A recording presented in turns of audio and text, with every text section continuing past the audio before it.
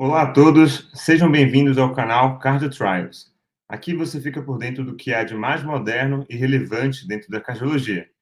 Antes de começar esse vídeo, peço só que se inscreva no canal e ative a notificação no sininho para que você ajude a crescer o canal e seja informado quando a gente for lançar um vídeo novo. Olá a todos, meu nome é Thiago Scudeler e hoje nós vamos comentar um pouquinho sobre a reserva de fluxo fracionada, muito utilizado no contexto de doença arterial coronariana, seja aguda ou crônica. Mas nós vamos abordar um aspecto diferente. Em vez de falar das utilidades, do que é, nós vamos dizer e comentar sobre os problemas e as falácias relacionadas à reserva de fluxo fracionada. Pois bem, antes de iniciarmos propriamente dito o tema das falácias, vamos tentar entender o que é a reserva de fluxo fracionada. Então, a reserva de fluxo fracionada, ela é uma avaliação invasiva da fisiologia coronariana. Eu consigo determinar o significado hemodinâmico de uma lesão, principalmente uma lesão intermediária ou até mesmo grave, com o intuito de, eventualmente, submeter o paciente ou não a uma angioplastia coronariana. Então, é basicamente uma avaliação fisiológica e não apenas anatômica da lesão coronariana. Então, como é que se calcula?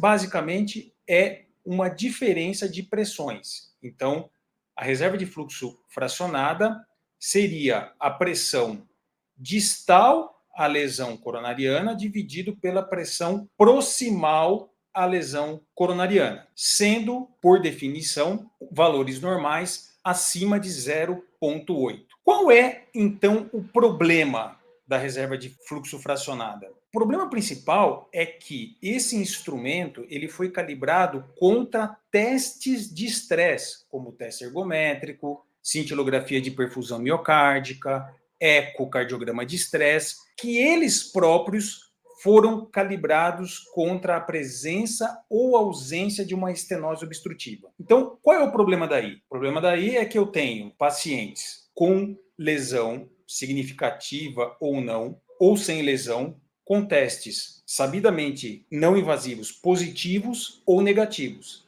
Então, não é incomum a gente encontrar na prática clínica pacientes que têm doença coronariana significativa, com testes funcionais negativos, e o oposto, pacientes que não têm doença coronariana significativa e que têm testes funcionais positivos. Então, esse já é o grande problema da reserva de fluxo fracionado. E quais são as falácias? A primeira falácia baseia-se na premissa fundamental da reserva de fluxo fracionada, que é qual? Que uma isquemia causada por uma estenose coronariana epicárdica obstrutiva aumentaria o risco de morte ou infarto no paciente e, com isso, levaria à necessidade da revascularização coronariana. Isso é uma falácia demonstrada por diversos estudos clínicos, sendo o principal deles o Ischemia Trial. Então, é falacioso dizer que isquemia aumenta o risco de morte ou infarto. A segunda falácia é que a microvasculatura ela é irrelevante, ela não é considerada na avaliação da fisiologia e fisiopatologia coronariana em pacientes com angina.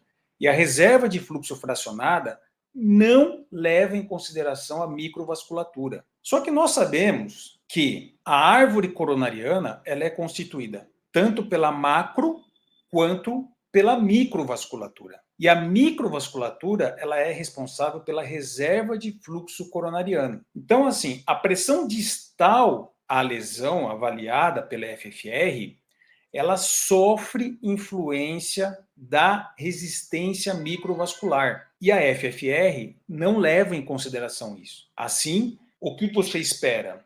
Que um paciente que tenha doença microvascular tenha um valor de FFR mais alto, ou seja, mais normal com o aumento da resistência microvascular. E isso não quer dizer que ele não tenha necessariamente uma doença hemodinamicamente significativa. Então, é outra falácia. A terceira falácia é a de que a intervenção coronariana percutânea, guiada por FFR, melhora os desfechos clínicos através da seleção de lesões direcionadas, conforme mostrado pelo estudo FAME, que descobriu que a medida da FFR em pacientes submetidos à angioplastia reduziu significativamente o desfecho morte ou infarto não fatal em 1 ano, em 34% em comparação com aqueles pacientes que foram submetidos à angioplastia apenas guiado pela anatomia, pela angiografia. Só que o estudo FAME, ele tem um grande problema, que é ele não tinha um grupo controle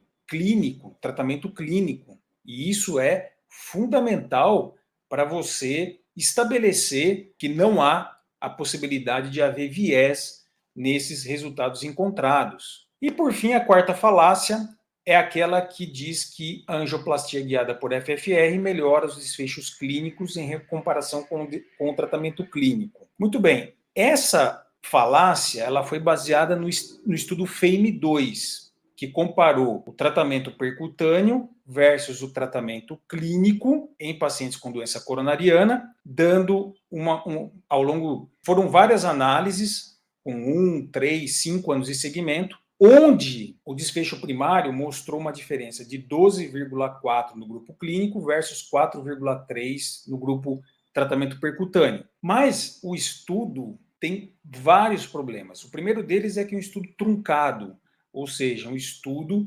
terminado precocemente, o que aumenta a possibilidade de viés e aumenta a possibilidade em 29% de eu encontrar uma diferença a favor de uma determinada estratégia em relação à outra. O segundo problema é que esse estudo não mostrou uma diferença na taxa de mortalidade ou infarto. A diferença deveu-se única e exclusivamente à revascularização adicional. E como nós sabemos, revascularização adicional é um desfecho fraco, é um desfecho sujeito a viés. Portanto, afirmar que a angioplastia guiada por FFR melhora desfechos é uma falácia. Pois bem, pessoal, o que a gente quer, objetiva com essas discussões, é trazer um contraponto daquilo que a medicina baseada em evidências diz, daquilo que o establishment afirma e daquilo que os guidelines erroneamente traduzem aos clínicos em geral. Então, o que nós temos que fazer? Abandonar a preguiça intelectual, aguçar o senso crítico e deixar de viver numa alienação completa, como se estivesse numa caverna de Platão. Então, é importante que vocês pensem, que vocês não aceitem tudo como verdade, sejam críticos nas análises e leiam um trabalho científico com muita crítica. É isso aí, pessoal. Um forte abraço a todos e até a próxima. Obrigado por assistir esse vídeo do Cardio Trials. Se você gostou, curta e compartilhe esse vídeo. E também deixe seus comentários, perguntas, dúvidas e sugestões, que para a gente é super importante. Até a próxima!